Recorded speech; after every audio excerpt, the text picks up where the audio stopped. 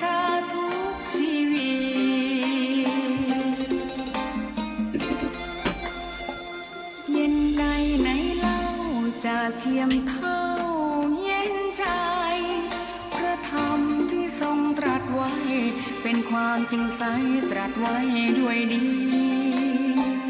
ผู้ทำเห็นเองไม่จำกัดการเวลานาที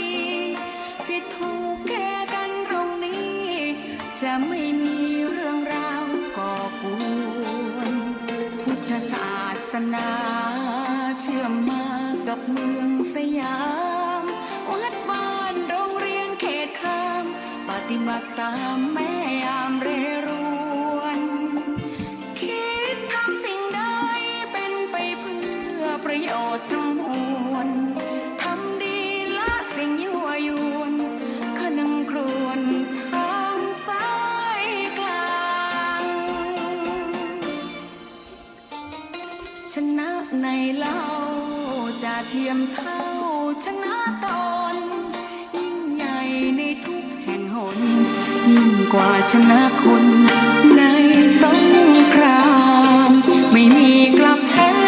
ไม่มีเรื่องแย่มาลุกลามประพฤติปฏิบัติตามองค์สัมมา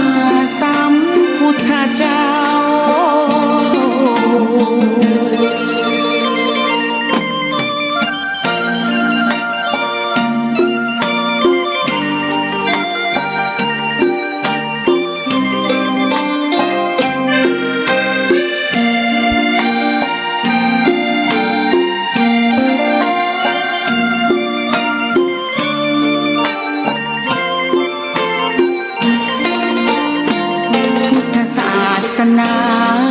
เชื่อมมากับเมืองสยามวัดบ้านโรงเรียนเขตข้ามปฏิบัติตามแม่ยามเรรวนคิดทำสิ่งใดเป็นไปเพื่อประโยชน์ทั้งมวล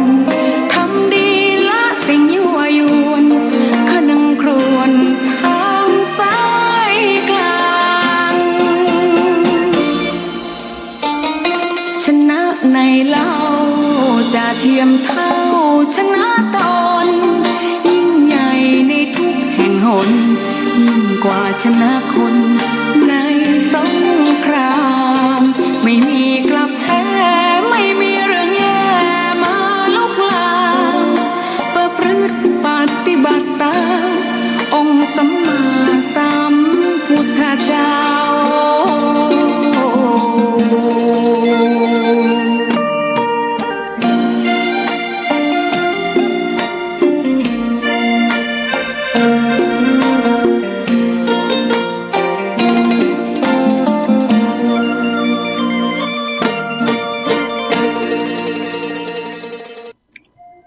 ความดีของตน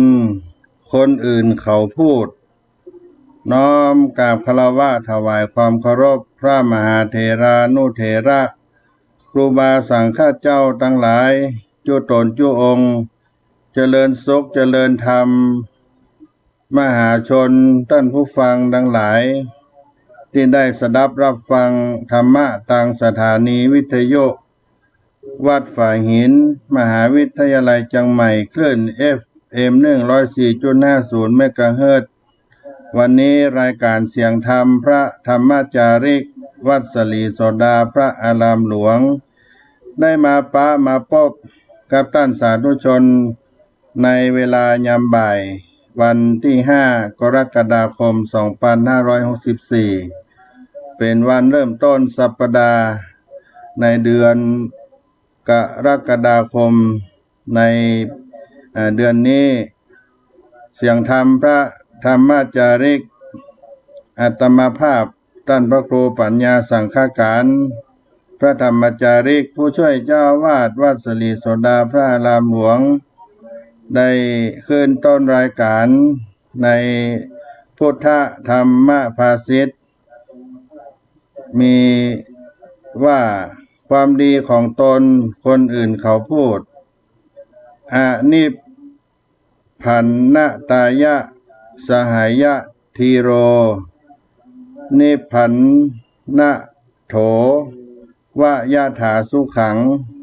พระนายะเมื่องานยังไม่สำเร็จนักปราชญ์ย่อมอดกลั้นไว้จะกล่าวแสดงออกต่อเมื่องานสำเร็จท่านสาธุชนท่านผู้ฟังทั้งหลายการงานบางอย่างอาจจะคาดการผลของความสำเร็จได้บางอย่างคาดการบ่ได้จะต้องผ่านอุปสรรคมีอัตราแห่งความเสี่ยงสูงถ้าบุคคลนั้นขาดความเชี่ยวชาญชำนาญขาดประสบการณ์และขาดแรงผลักดันเป็นต้นจึงจำเป็นที่คนทำงานจะต้องมีคุณสมบัติและความอดทนอย่างสูงจึงจะทำงานให้สำเร็จได้บางท่านบางคนพอเริ่มลงมือทำงานชอบคุยอวดคุยโม้ถ้างานนั้นบ่สำเร็จตามที่คุยไว้ก็จะขาดความเชื่อถือนักปราชญ์อาจารย์จะบ่อวดรู้จะคอยศึกษาอยู่เสมอใจความอดทนอดกลั้นเพียรพยายามทำไปจนกว่าจะถึงความสำเร็จบ่ยอมแพ้ต่ออุปสรรคมีความเกลียดค้านเป็นต้นเมื่องานสำเร็จแล้วจึงจะคุยบอกกล่าวกับคนอื่นได้คนในสมัยโบราณชอบเรียกคนที่ปากบ่อยู่เป็นสุขคอยที่จะนำเอาเรื่องของคนอื่นมาเปิดเผยว่านกกระปูดคือคนที่เก็บความลับบ่อยู่คือคอยจะปูดออกเสมอบางอย่างแม้แต่เป็นความดีของตนเองก็บ่ฮื้ออู้ฮื้อพูดดังกรรมที่ว่าดีของตนคนอื่นเขาพูดตนเองไปปูดเหมือนคล้องดังเองปูดก็คือคนปากนกกระปูดนั่นเองการยกตนเองถึงแม้จะเป็นความจริงก็เป็นเรื่องที่บ่ดีบ่งามถ้าเป็นการยกตัวอย่างผลงานของตนให้ลูกน้องฟังอย่างนี้ทำได้และก็ควรจะทำด้วยเพื่อเป็นตัวอย่างให้พวกเขาได้หันจริงแต่ถ้าเป็นงานที่ยังบ่สำเร็จถ้าได้คุยโม้โอ้อวดถ้างานนั้นบ่สำเร็จตามที่ตนได้ไปคุยไว้นั้นคนเขาจะดูถูกเอาได้นักปราชญ์อาจารย์ท่านจึงกล่าวไว้ว่านักปราชญ์จะต้องอดกลั้นพยายามผลักดันงานที่กระทำนั้นให้บรรลุถึงผลสำเร็จและมีคุณภาพที่ดีด้วยเพราะผลงานจะเป็นเครื่องพิสูจน์คนและจะจารึกเป็นประวัติของบุคคลนั้นจะเรียกตรงนี้ว่าประสบการณ์ผลงานของชีวิต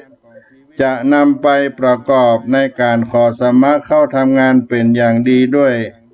เพราะฉะนั้นบุคคลถ้าจะทำงานอันใดทำงานอันหยังจะต้องมีความอดทนพยายามทำให้สำเร็จ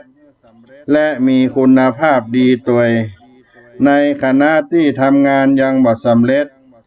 ถ้าไปคุยโม้โอ้อวดยกให้ผลงานนั้นแสดงเองขอให้ได้เกิดว่า1. งานยังบ่สำเร็จอย่าได้เท็จอวดอู้อวดดีหากงานเสร็จเมื่อไรถึงพูดได้ตอนนั้น 2. ความดีของตนคนอื่นเขาพูดถ้าตัวไปพูดก็เหมือนก้องที่ดังเองพุทธธรรมภาษิตความดีของตนคนอื่นเขาพูดอนิพพันนตายะสหายาทิโรนิพพันนโถวยะถาสุขังพระนายะเมื่องานยังไม่สำเร็จนักปราชญ์ย่อมอดกลั้นไว้จะกล่าวแสดงออกต่อเมื่องานนั้นสำเร็จธรรมสุภาษิตพุทธธรรมนำมาฝากในต้นรายการเสียงธรรมพระธรรมจาริกกับบรรดาท่านสาธุชนพุทธบริษัททั้งหลายที่ได้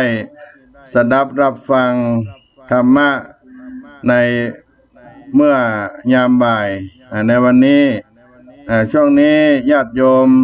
ท่านทั้งหลายวัดสลีโสดาพระอารามหลวงจังหวัดเชียงใหม่ก็ได้เตรียมงานในการบวชเจ้าเขาประจำปี2564ก็เหลือเวลาอยู่ประมาณ6 วันก็จะถึงวันงานบรรพชาอุปสมบทราษฎรบนพื้นที่สูงในวันที่11 กรกฎาคม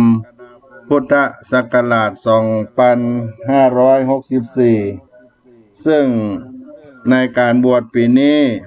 เป็นการบวชที่อยู่ในห่วงสถานการณ์โรคภัยไข้เจ็บมาระบาดการ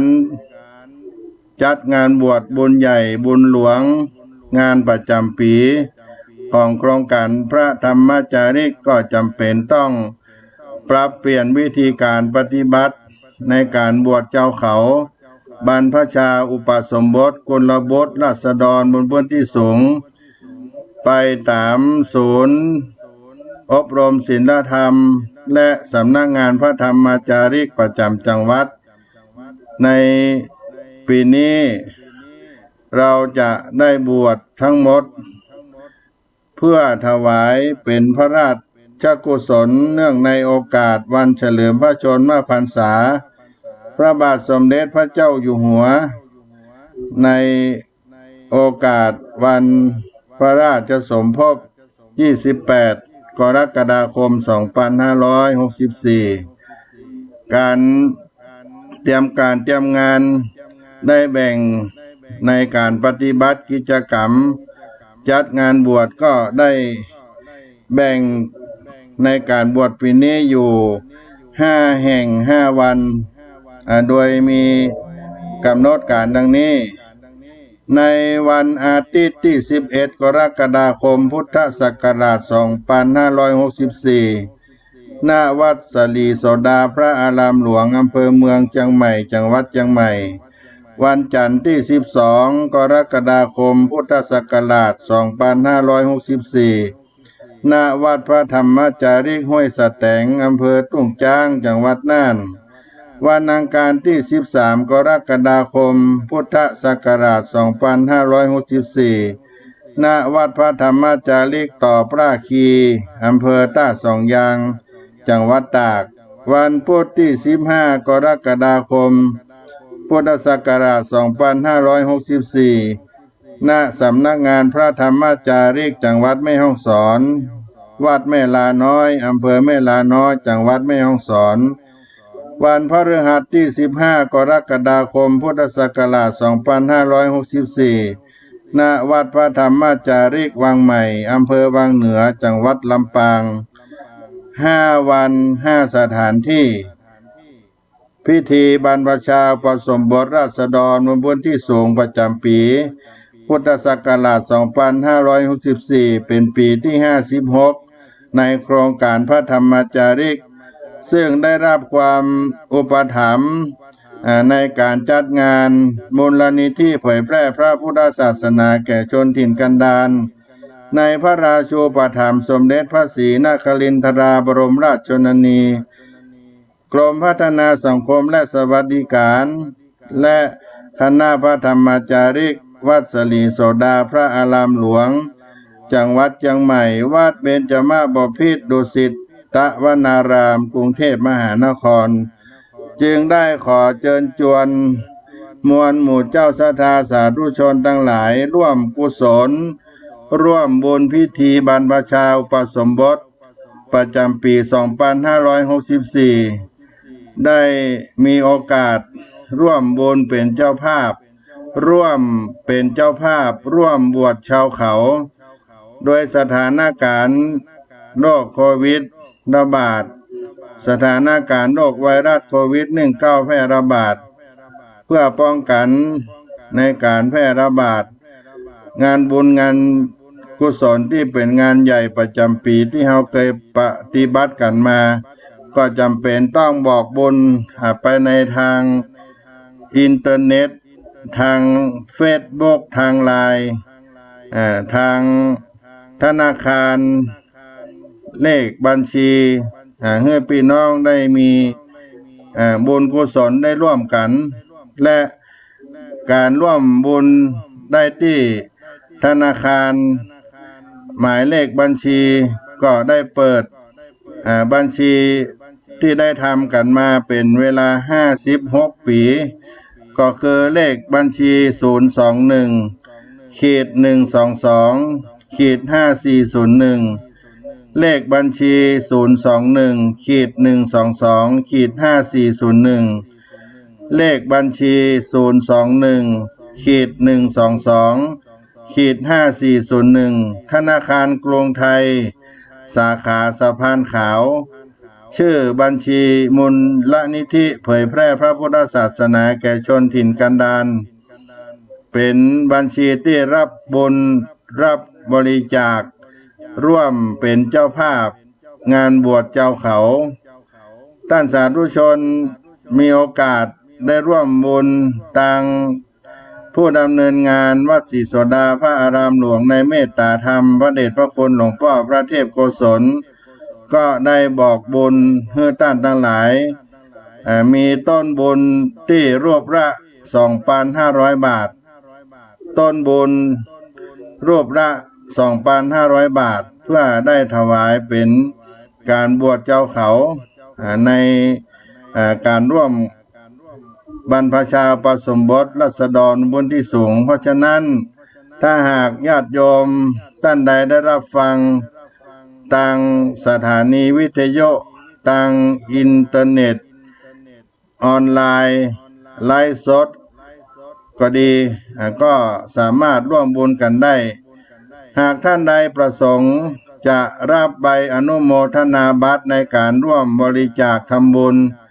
แจ้งที่อยู่รหัสไปรษณีย์เบอร์โทรศัพท์มาในช่องไลน์ของอาตมาภาพก็ได้ท่านพระครูปัญญาสังฆการเฟซบุ๊ก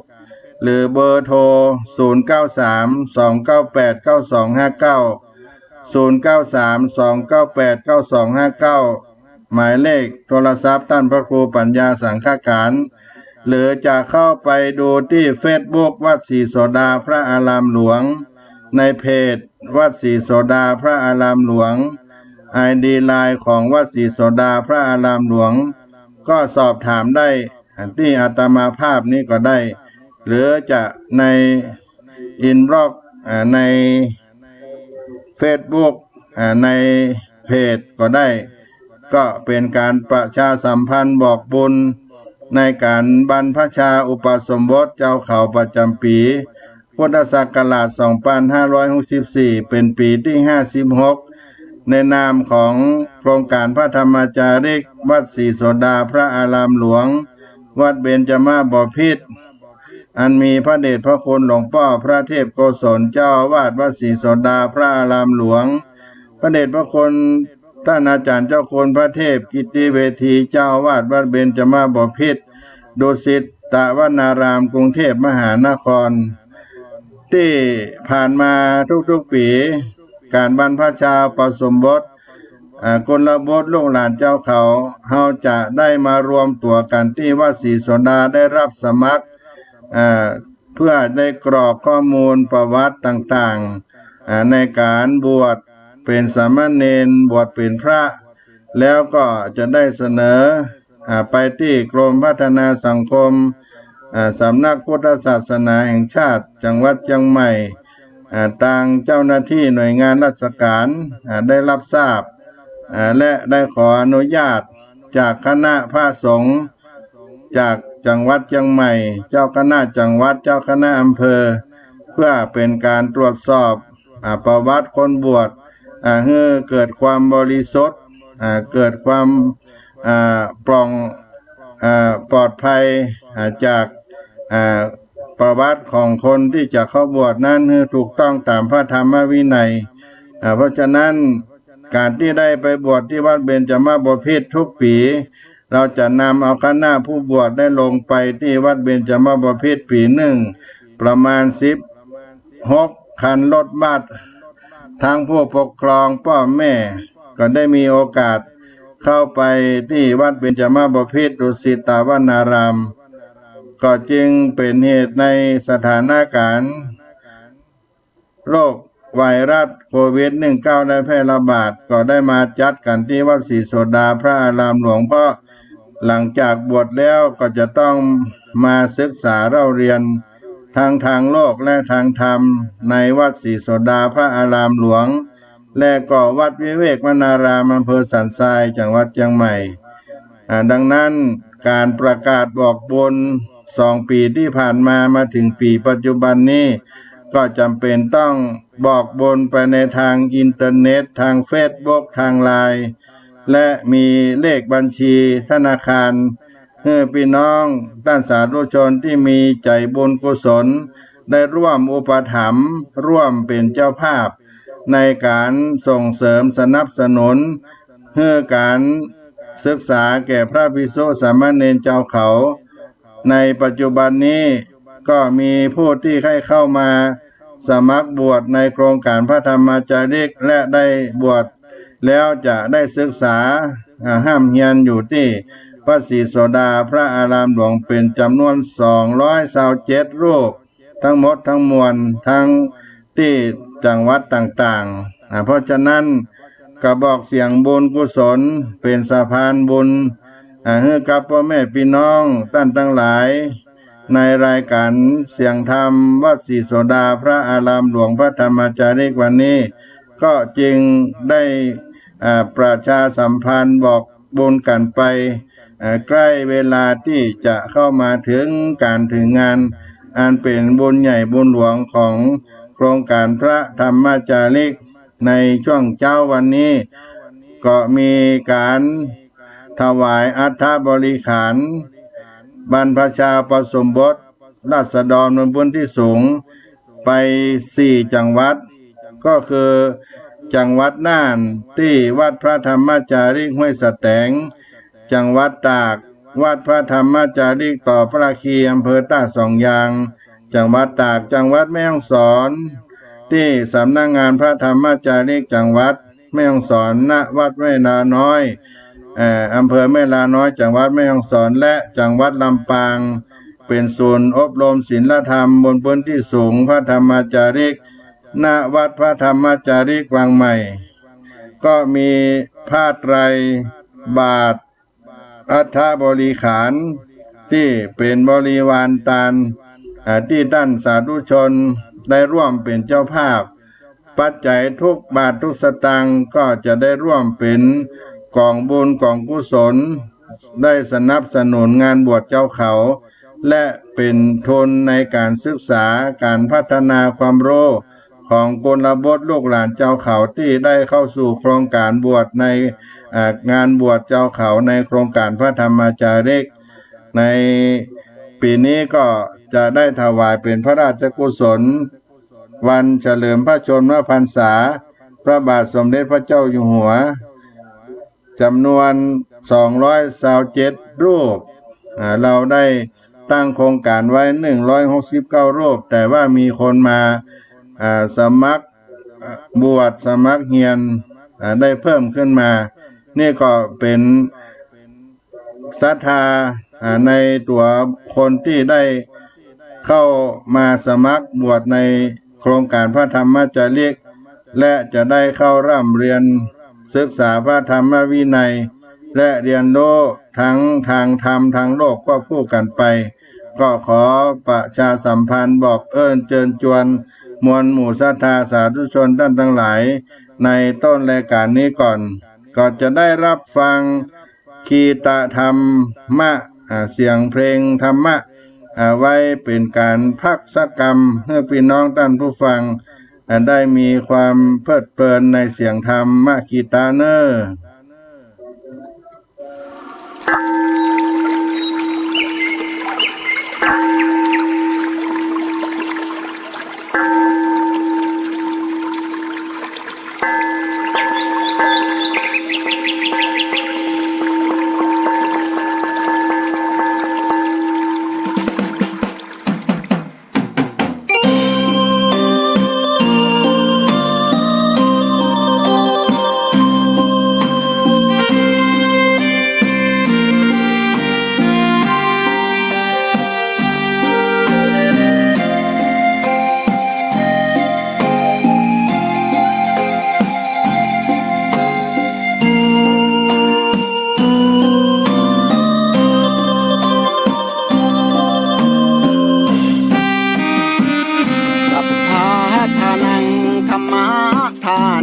ชินาติ ภาษาบาลีที่พุทธองค์ท่านทรงตรัสสอนการให้ธรรมะชนะการให้จงได้สังวรให้ทราบภายในชะล้างจิตใจ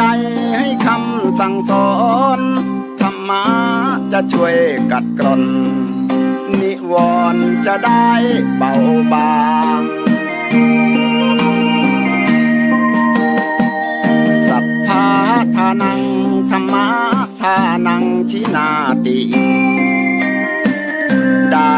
ฟังคำนี้ท่านทรงบ่งชี้หนึ่งไม่มีสองให้ทำเป็นทานสารต่อปัญญานำพาแสงส่องแสงธรรมชี้นำถูกต้องรับรองท่านต้องสุขใจ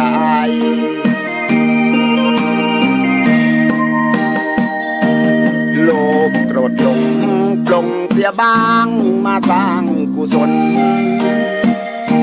อย่าหลงวังวนคิดสร้างกุศลผลบุญยิ่งใหญ่ร่ำรวยล้นฟ้าจำไว้เถิดว่าไม่ช้าต้องตายศีลธรรมชี้นำสุขใจยามตายจะได้หลับตา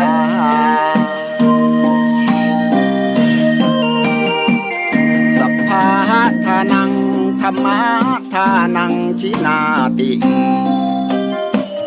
ได้ฟังเพลงนี้เชิญเถิดน้องพี่อย่าได้รอช้าให้ทำเป็นทานสารต่อกุศลผลเวทนาชาตินี้หรือว่าชาติหน้าเกิดมาดวงตาเห็นธรรม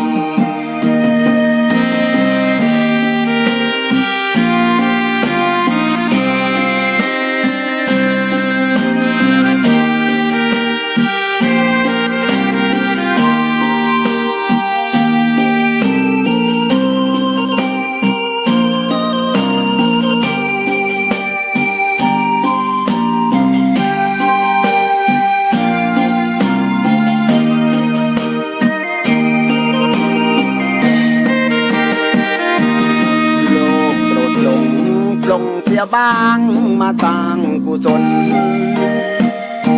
อย่าหลงวังวนคิดสร้างกุศลผลบุญยิ่งใหญ่ร่ำรวยล้นฟ้าจำไว้เถิดว่าไม่ช้าต้องตายศีลธรรมชี้นำสุขใจยามตายจะได้หลับตา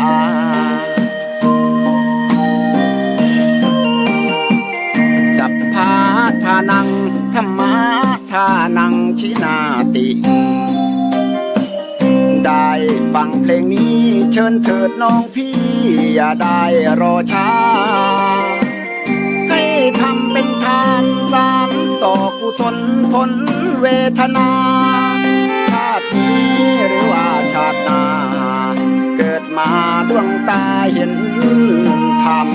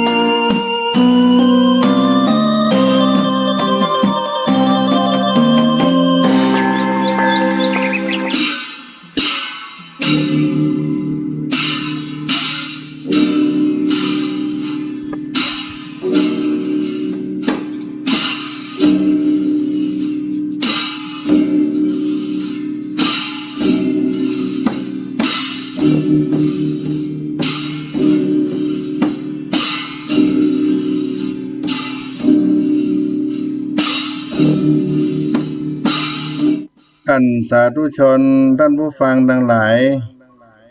การบวชเจ้าเขาของวัดสลีโสดาพระอารามหลวงโครงการพระธรรมจาริกเราก็อยู่ในการแนะนำของกระทรวงสาธารณสุขและกรมโรคติดต่อ ต้องได้ตรวจสอบโรคภัยไข้เจ็บการปฏิบัติคัดกรอง เพราะว่าเด็กเยาวชนได้ผ่านการคัดกรองได้มาอยู่วัดศรีโสดานั้นประมาณ2 เดือนแล้วก็มีความปลอดภัยในการแพร่ระบาดของโรคโควิด-19 และก็ได้รับคำแนะนำจากทางราชการอำเภอเมืองเชียงใหม่ทางสำนักพุทธศาสนาสำนักงานพระพุทธศาสนาจังหวัดเชียงใหม่ก็ได้แนะนำข้อปฏิบัติในการบรรพชาอุปสมบทการตรวจสอบคัดกรองประวัติผู้เข้าบวชในโครงการพระธรรมจาริกปีนี้ก็เป็นไปด้วยดีก็บ่มีปัญหาแต่ประการใดและก็จะได้ดำเนินการในการบวชในวันที่11 12 13 14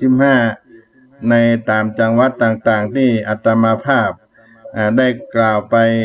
ในเบื้องต้นรายการก็มีญาติโยมเข้ามาร่วมบุญร่วมบริจาคกันมากพวงหลวงหลายบางท่านก็มาเป็นครอบครัวบางท่านก็มาเป็นหน่วยงานราชการบางท่านก็เป็นพ่อค้าพาณิชย์ปาลูกน้องปามิตรแก้วสหายมา5 คน10 คนมารับเป็นเจ้าภาพ3 รูป5 รูป7 รูปบางท่านก็รับเป็นเจ้าภาพทางธนาคารทางอินเทอร์เน็ตโอนปัจจัยมาร่วมทำบุญก็เป็นที่น่าอนุโมทนาอย่างยิ่งในการสนับสนุนในการบวชเจ้าเขาบางท่านก็ร่วมกันมาเป็น20-30 ปีก็มาติดตามงานบวชอยู่ตลอดเวลาเพราะฉะนั้นก็ถือว่าได้ส่งเสริมกุลบุตรลูกหลานได้เข้าสู่พระพุทธศาสนาเมื่อได้บวชแล้วอานิสงส์ประโยชน์ก็พึงได้อยู่หลายอย่างหลายประการบวชแล้วได้อะไรหยังบวชแล้วได้อะไรบวชแล้วได้เป็นธรรมทายาทสืบทอดอายุพระพุทธศาสนากุลบุตรลูกหลานทั้งหมดทั้งมวลนั้นก็เป็นองค์แทนในดวงหนึ่งของรัตนตรัยในดวงที่3ในหมวดของสังฆรัตนะก็เป็นพระภิกษุสามเณรที่จะได้ศึกษาพระธรรมคำสอนขององค์สมเด็จพระสัมมาสัมพุทธเจ้าได้สืบทอดอายุพระพุทธศาสนาเป็นทายาทแห่งพระสัมมาสัมพุทธเจ้านั้นสืบไปและข้อที่2นั้นก็ได้ตอบแทนบุญคุณของพ่อแม่ผู้ให้กำเนิดตลอดถึงผู้มีอุปการะคุณอุปถัมภ์ในการบรรพชาอุปสมบทให้ได้อานิสงส์ได้บุญในการที่ได้เป็นเจ้าภาพบวชตัวนอกจากนั้นผู้ที่ได้บวชแล้วก็จะได้ศึกษาพระธรรมวินัยของ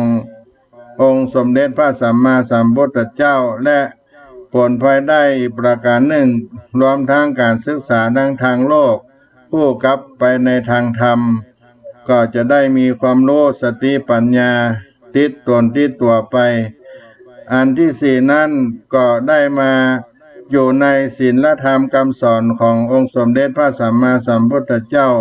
เป็นการฝึกหัดประพฤติปฏิบัติในวินัยทางกายทางวาจาและทางใจให้สง่างามให้มีคุณภาพดีขึ้นในตัวของเฮาเพราะฉะนั้นเมื่อบวชแล้วก็ได้บุญได้กุศลและก็เกิดประโยชน์กับตัวคนบวชเกิดขึ้นโดยประการทั้ง4นี้ตัวท่านสาธุชนทั้งหลายการที่ได้เข้ามาบวชในพระพุทธศาสนาในหลักธรรมคำสอนขององค์สมเด็จพระสัมมาสัมพุทธเจ้าในนักปราชญ์ครูบาอาจารย์เจ้าทั้งหลายเพิ่นได้กล่าวไว้ว่าการบวชนั่นคืออะหยังบวชคืออะหยังบวชคืออะไรเป็นคำถามที่ได้ถามกันมาสำหรับบางคนที่ ยังบ่ได้เข้าใจในความรู้ในทางพระพุทธศาสนาเรื่องการบรรพชาการอุปสมบทเมื่อมีคำถามนั่นเกิดขึ้นในจิตในใจของเฮาก็ดีหรือรู้แล้วก็ดีก็ตามก็จะได้มามากล่าวให้ท่านทั้งหลายได้ฟังว่าการบวชนั่นคือหยังในทางที่สุดก็ควรจะถือเอาใจความตัวเอาใจความของตัวที่เป็นพยัญชนะที่มีว่าบวชหรือว่าบอใบไม้วอแหวนชอช้างแปลว่าคำนั้นอ่านว่าบวชซึ่งเป็นภาษาไทยคำว่าบวชนี้ในใจความของพยัญชนะที่ได้เขียนออกมาซึ่งเขียนแล้วได้ถอดรูปมาจากภาษาบาลีที่ว่าปัพพชาคำว่าปัพพชานี้เป็นภาษาบาลีปัพพชานี้รากศัพท์นั่นก็คือปอปลาปอปลาแล้วก็บวกวอแหวนชอช้างบวกกับว่าชะนั่นแปลว่าทั่วหรือสิ้นเชิงว่าชะแปลว่าไปหรือเว้นคำว่าบวกว่าชะก็จึงแปลว่าไปโดยสิ้นเชิงหรือเว้นโดยสิ้นเชิงที่ว่าไปโดยสิ้นเชิงนั้นหมายถึงไปจากความเป็นฆราวาสคือจากการครองเรือนไปสู่ความเป็นบรรพชิตคือผู้ปกครองเรือนโดยสิ้นเชิงโวหารที่ส่งไปกว่านั้นท่านเรียกว่าไปจากโลกโดยสิ้นเชิงซึ่งความหมายว่าละเสียจากวิสัยที่เป็นชาวโลกที่เขามีกันเป็นกันโดยสิ้นเชิงนั่นเองบวชนั้นในความหมายตามพยัญชนะในภาษาไทยหรือว่าเป็นคำที่ถอดออกมาจากภาษาบาลีที่ว่าปัพพชาหรือว่ารากศัพท์นั้นมาจากคำว่าปะบวกว่าชะก็คือไปโดยสิ้นเชิงหรือเว้นโดยสิ้นเชิงคำว่าไปจากความเป็นฆราวาสนั่นก็หมายความว่าไปจากบ้านจากเฮือนซึ่งหมายถึงการสละความมีทรัพย์มีสมบัติการสละวงญาติทั้งหลายการละเลิกการนุ่งห่มแบบฆราวาสเจ้าบ้านการเลิกละการกินการอยู่แบบฆราวาสเลิกละการใจการสอยอย่างฆราวาสเลิกละอาการกิริยาวาจาอย่างฆราวาสเลิกละความรู้สึกนึกคิดอย่างฆราวาสสิ้นเชิงดังนั้นจึงจะเรียกว่าไปหมดจากความเป็นฆราวาสโดยสิ้นเชิงหรือไปจากโลกโดยสิ้นเชิงข้อที่ว่าสละความมีทรัพย์สมบัติในที่นี้นั่นก็หมายถึงการยอมรับดำเนินชีวิตชนิดที่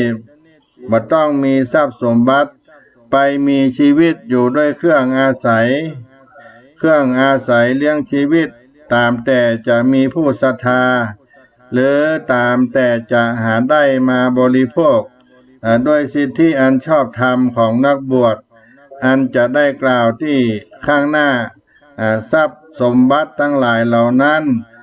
เป็นของที่ฆราวาสผู้ไม่มีสิทธิอันชอบธรรมในอันที่จะบริโภคหรือสิ่งของอันเขาถวายด้วยศรัทธาจึงว่ามีความจำเป็นอันใดสำหรับบรรพชิตผู้ที่ตั้งหน้าตั้งตาแสวงหาคุณแสวงหาธรรมอันสูงโดยแท้จริงข้อที่ว่าสละวงญาติทั้งหลายนั้นก็หมายถึงเมื่อมีความอะไรในหมู่ญาติอันเป็นเหตุให้ต้องเกี่ยวข้องหรือสงเคราะห์กันอย่างชาวโลกเขาที่ได้ทำกันบางคนยังต้องติดกับหมู่ญาติเพราะเห็นแก่ปากแก่ท้องในเรื่องอาหารการกินและอื่นๆจนบ่มีโอกาสได้รับความเป็นอิสระโปร่งโล่งของการบรรพชาในบาลีที่กล่าวถึงการบวช มีการย้ำถึงการสละวงญาติอยู่ทั่วไปและอยู่ในรูปพระพุทธภาษิตโดยตรงนักบวชบางประเภทในสมัยพุทธกาลสมาทานการไปเยี่ยมบ้านของตนจนตลอดชีวิตก็ยังมีแต่ในพระพุทธศาสนาเฮามุ่งเอาแต่เพียงการสละความอาลัยในหมู่ญาติชนิดที่เป็นความรู้สึกของฆราวาสทั่วไปนั่นเองข้อที่ว่าเว้นการนุ่งห่มอย่างฆราวาสนั้นหันการอยู่แล้วว่าหมายความถึงอะหยังแต่ขอให้ถือเอาใจความสำคัญให้ได้ว่าบ่ใจเครื่องนุ่งห่มด้วยความมัวเมาในความงดความงามในความงดงามหรือความนิ่มนวลทางสัมผัสและสิ่งที่ใจนุ่งห่มนั้นหมายถึงแม้ซึ่งความหมายว่าสิ่งที่ใจนุ่งห่มนั้นซึ่งหมายความว่าแม้จะใช้จีวรอย่างบรรพชิตแล้วแต่ถ้ามุ่งไปในทางสวยงามหรือความนิ่มนวลทางสัมผัสเป็นต้นแล้วก็ยังมีความหมายว่าใจเครื่องนุ่งห่มอย่างฆราวาสทั้งที่กำลังห่มจีวรอยู่นั่นเองข้อที่ว่าเว้นจากการกินอยู่อย่างฆราวาสนั่นบ่ได้หมายแต่เพียงว่าเว้นการฉันในเวลาวิกาลหรือเว้นอาหารบางชนิดที่พระเนนบอกควรฉันเป็นต้นเพียงเท่านี้ก็หาบ่ได้ใจความสำคัญนั้นอยู่ที่พวกฆราวาสกินเพื่อความอร่อยกินเพื่อความสนุกสนานเฮฮากินจุบกินจิบพิถีพิถันตามวิสัยของฆราวาสอยู่เอาแต่การตามใจของตัวเองเป็นที่ตั้งผู้บวชแล้วจะต้องเว้นจากการกินอย่างฆราวาสนี้โดยเด็ดขาดจะฉันด้วยความรู้สึกเพียงแต่ว่านี้เป็นอาหารที่ฉันเพียงยังอัตภาพยังอัตภาพนี้ให้เป็นไปได้อยู่ได้สะดวกสบายพอเหมาะแก่การที่จะปฏิบัติธรรมวินัยอันเป็นไปเพื่อจะออกจากทุกข์ได้โดยประการทั้งปวงโดยสรุปแล้วฉันอยู่ด้วยการระลึกถึงพุทธภาษิตของพระพุทธเจ้าองค์สมเด็จพระสัมมาสัมพุทธเจ้าระลึกถึงพุทธภาษิตของพระพุทธองค์ซึ่งเราถือว่าเป็นพระพุทธบิดาอันได้ตรัสไว้ว่าพวกเธอจงฉันบิณฑบาตสักว่าเหมือนกับน้ำมันสำหรับหยอดเพลาเกวียนหรือเหมือนกับมันดาบิดาซึ่งหลงทางกลางทะเลทรายต้องจำใจกินเนื้อบุตรของตนที่ตายแล้วในกลางทะเลทรายเพื่อประทังชีวิตของตนเองฉันนั้นกิริยาดังกล่าวนี้คือการเลิกละการกินอยู่อย่างฆราวาสโดยสิ้นเชิงในอีกข้อที่ว่าเลิกละการใจสอยอย่างฆราวาสนั่นก็หมายถึงบัจจัยสอยที่อยู่อาศัยและเป็นเครื่องใจสอยมีภาชนะเป็นต้นโดยทำนองที่ฆราวาสเขาได้ใจกันคือเพื่ออยู่อย่างสำรวยเพื่ออยู่อย่างสนุกสนานในทางตามใจตัวเองหรือเพื่อโอ้อวดกันในทางสวยงามและมีมากเป็นต้นนี้เรียกว่าไปจากฆราวาสโดยสิ้นเชิงในด้านการใจสอยเครื่องใจสอยนั้นและข้อที่ว่าละขาดจากกิริยาวาจาอย่างฆราวาส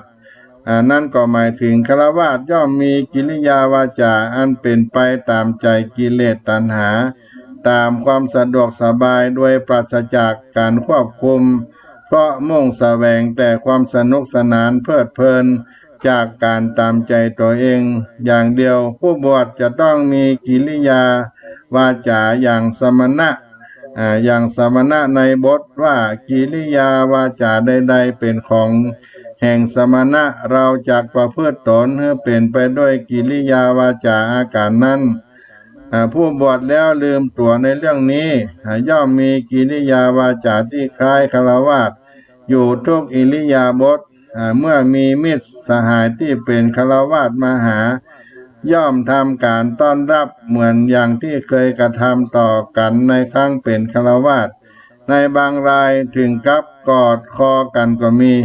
หรือนั่งเข้าทับกายกันก็มีกิริยาทางกายและวาจาเหล่านี้ พระผู้มีพระภาคเจ้าพระพุทธองค์บ่ทรงถือว่าเป็นอาการของสมณะเลย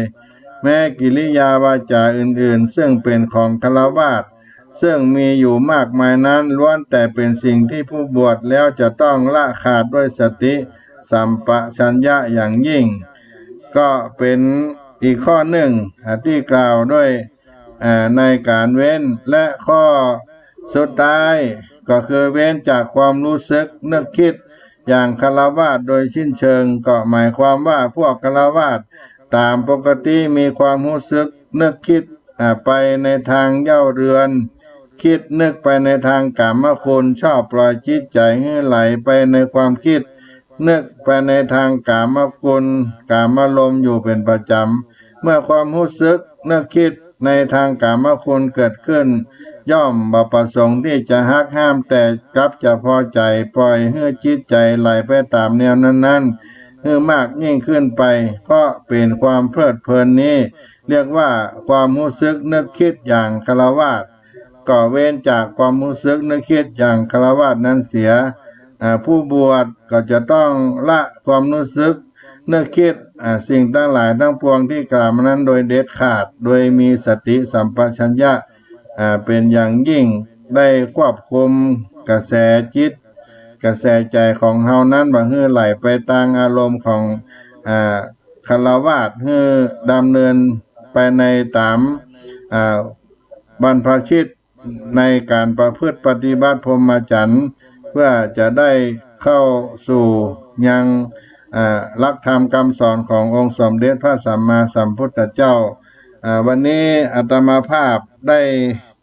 นำเรื่องคำว่าบวชนั้นเป็นด้วยประการใดก็เอามามาจากให้พี่น้องท่านทั้งหลายไว้ฟังในภาคบ่ายไว้เพียงเท่านี้ก่อนเพราะว่าจะได้ได้จากกันสืบยาวไปเวลากาละในช่วงบ่ายของวันนี้ก็ใกล้จะหมดเวลาจะได้นำมามาจ๋าให้พี่น้องมวลหมู่เจ้าศรัทธาท่านทั้งหลายว่าบวชนั่นคืออันหยังบวชคืออันใดบวชแล้วได้อันหยังเกิดขึ้นกับคนที่บวชแล้วการที่มาบวชนั้นจะมีอานิสงส์ด้วยประการใดสำหรับคนที่ได้เข้ามาบวชในพระพุทธศาสนาได้ถือโอกาสที่จัดงานบวชของพี่น้องราษฎรบนพื้นที่สูงที่ได้เข้ามาบวชในพระพุทธศาสนาในโครงการพระธรรมจาริกในปีนี้ก็มีศรัทธาญาติโยมได้มีจิตเป็นกุศลบ่ได้ทอดทิ้งบุญอันเป็นมงคลในชีวิตก็ได้มาร่วมบวชร่วมเป็นเจ้าภาพกันแต่ว่านั่นก็มีพระอาจารย์นานไกลสอนกันทาเป็นนักปราชญ์ผู้ที่มีความรู้ทางวัฒนธรรมพื้นบ้านล้านนาได้มาร่วมเป็นเจ้าภาพ 1,200 บาทและวันนี้ก็มีพี่หนานธินกรอดีตพระธรรมจาริกเป็นนักบุญที่ออกไปเผยแผ่สาธารณสงเคราะห์แก่พี่น้องบนดอยเป็นพี่หนานที่ได้รับการอบรมในโครงการพระธรรมจาริกบ่ได้ทอดทิ้งการบวชเจ้าเขาก็ได้มาร่วมบวชแถม1กอง500 บาทก็ขออนุโมทนากับพี่หนานธินกรจากแค่โพจากบ้านแม่แพมอำเภอเวียงแหงจังหวัดเชียงใหม่เพิ่นก็จะได้มาร่วมกันเรื่อยๆตอนนี้ก็บอกเป็นสะพานบุญให้กับญาติธรรมที่เคยได้ร่วมกินร่วมทานด้วยกันวันนี้การบวชของวัดศรีโสดาได้มีโอกาสมาประชาสัมพันธ์บอกบุญบอกกุศลกับพี่น้องท่านทั้งหลายเป็นสิ่งที่เป็นมงคลในชีวิตมีโอกาสที่จะได้ร่วมเป็นเจ้าภาพการบวชกับวัดศรีโสดาพระอารามหลวงโครงการพระธรรมจาริกก็ขออนุโมทนาสาธุการกับบรรดาศรัทธาญาติโยมพ่อแม่พี่น้องศรัทธาท่านทั้งหลายเสียงธรรมพระธรรมจาริกวันนี้อาตมาภาพได้มาดำเนินรายการมาพบกับมวลหมู่เจ้าศรัทธาพี่น้องท่านทั้งหลายก็จะได้ล่ำลารายการเสียงธรรมในภาคบ่ายเอาไว้เพียงเท่านี้ก่อนแล้วก็จะได้มาพบกันในช่วง ภาคค่ำยามเย็นแห่งกำหนึ่งก็ขอบุญกุศลได้ปกปักรักษามวลหมู่ศรัทธาท่านทั้งหลายได้อยู่เย็นเป็นสุขเน้อใจญาลาโภใจโยโจกจ้างจักขอกล่าวอ้างเอากุลแก้วสามจิตสัจจะน้อมอธิษฐานตามขอเอาปอนงามจากสามแก้วเจ้าพระพุทธพระธรรมพระสังฆเจ้ามีสุขละเมาเลิศฤทธิ์นึกได้ดังหมายได้ตามดังคิดฝูงมิตรไฟเอื้อวงวานได้การพร้อมสุขสามประการมีพระนิพพานเป็นยอดตัวหน้ามีพระนิพพานเป็นยอดตัวหน้าจัตตาโลธรรมาวัฏันติอายุวันโนสุขังปะลัง